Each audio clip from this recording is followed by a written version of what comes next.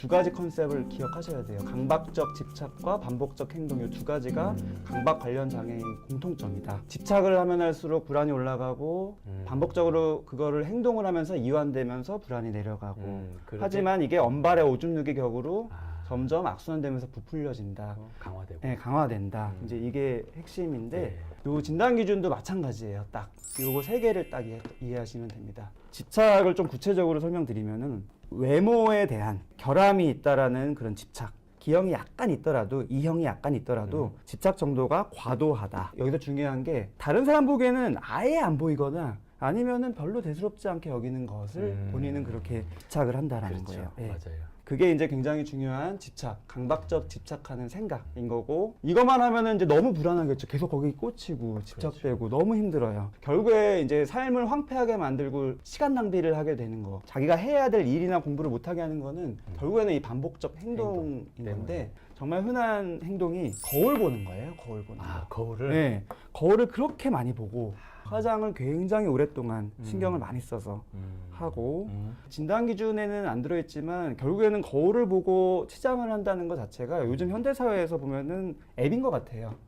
앱으로 사진을 찍고 거기서 치장을 하고 이 행위를 엄청나게 오래 하게 되는 거죠. 네. 또 중요한 게 이 행동이라는 게 꼭 몸으로 하는 행동뿐만이 아니라 겉으로 드러나는 행동이 아니라 머릿속에서 하는 행동도 있어요. 그렇겠네요. 네, 이게 뭐냐면은 반복적인 정신적인 활동인데 정말 저도 상담할 때 많이 듣거든요.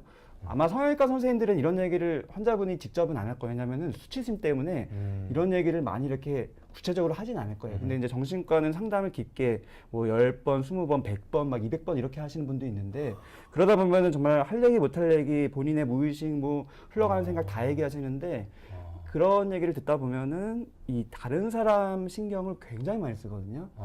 그러니까 다른 사람의 외모를 자기 외모랑 비교를 엄청 많이 해요. 그냥 길 가다가 예쁜 사람이 지나가면은 저 사람 예쁘다 끝이 아니라 저 사람은 예쁜데 나는 왜 이렇게 돼? 못생긴 사람이 지나간다.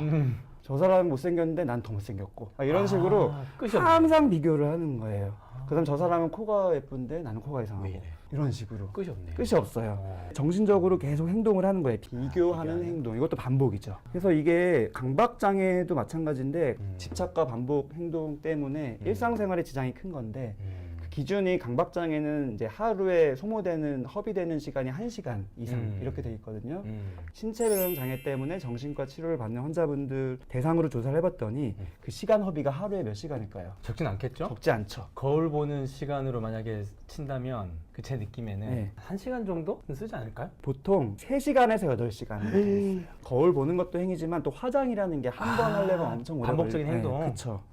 반복적인 행동. 시간이 엄청 많이 가는데 거의 하루 종일 하는 거죠. 8시간 생활하는데 3시간 하면 하루 다 가는 거 아닌가요? 그렇죠. 그 다음에 더 놀라운 거는 25% 정도는 8시간 이상. 8시간 이상인 분이 4분의 1은 되는 거예요. 4분의 1이 8시간 이상이면 그러니까 하루 종일 종일 매달려 있는 거네. 심각한 거 아니에요? 네, 심각하죠. 모든 정신과의 진단 기준이 비슷한데 집착과 반복이 있지만 사람이 누구나 사실은 집착이 좀 있고 반복이 있을 수 있잖아요. 그렇죠. 맨날 셀카 찍을 수 있고 그렇죠. 맨날 외모 신경 쓸 수 있어요. 그렇죠. 그거는 신체 변형 장애가 아니에요.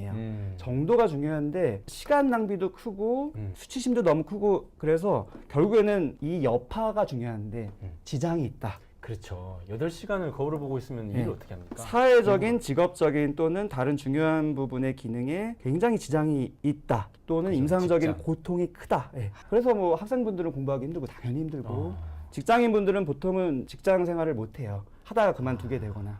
그러면 결국 경제고 같은 것도 겪을 수 있을 거고. 그럼요. 생활고도 겪을 수 있겠네요. 그 다음에 더 중요한 거는 뭐 공부 안 하고 일 안 해도 그래도 그냥 사람답게 살면 좋은데 굉장히 안타까운 거는 집착을 하고 거울을 보고 반복적으로 하다 보면서 수치심을 여기고 자꾸 위축되고 자존감 낮아지잖아요. 그러면 결국에는 집에만 있게 돼요. 그럼요. 왜냐면은 내가 밖에 나갔다가 지나가는 사람이 나의 이 신체적인 결함을 발견할까 봐 심리의 지저에는 수치심이 있다고 엄청난 불안이 있기 불안해. 때문에 밖에 못 나가는 거예요. 그래서 흔하게 사회 불안장애랑도 관련이 많고 심각하네요. 남들이 놀랄까 봐 내 외모를 보고 그냥 보통 생각하면 이해가 안 되죠. 근데 진짜로 그런 두려움이 있어요. 그래서 신체 변형 장애의 환자분의 한 3분의 1 정도는 외출을 안 해요. 야, 정말 이게 심각하네. 심각하죠. 단순히 뭐 성형수술 이것도 큰 합병증일 수 있지만 이 여파 때문에 삶이 이제 거의 파괴되는. 제가 필드에서 보는 신체 이형 장애 환자분보다 그런 환자 더 많겠다. 그나마 뭐 성형외과에 올 수라도 있으면 그렇죠. 외출을 하는 건데. 그렇죠. 집에만 계신 분들이 이제 저는 이제 그분들이 유튜브를 이제 혹시 보신다면은 이런 쪽도 한번 고려를 해보면 좋겠다 이런 생각을 말씀드리고 싶어요.